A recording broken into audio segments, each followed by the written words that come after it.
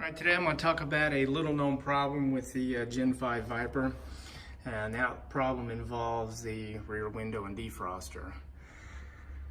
On some of the early build cars around 13 or 14, the carbon rear deck lid was really close to the window and the defroster elements.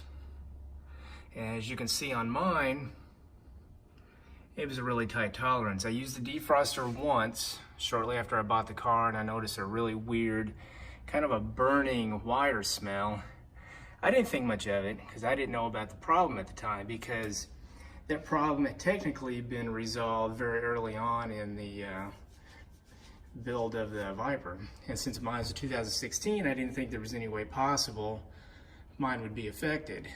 Now, turns out that there are a couple isolated ACRs out there that have the problem, and as a result the rear windows have busted out because this element right here is grounding out with the carbon. It's shorting the whole thing out, causing the window to overheat and explode. The fix by Chrysler is to use what they call anti-squeak tape, which is basically the fuzzy part of Velcro.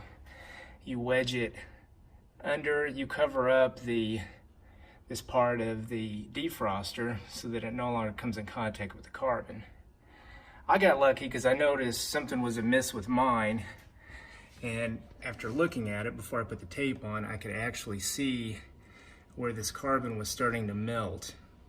If I had left the defroster on too long, I have no doubt the rear window would have busted. So I've added the tape to both sides.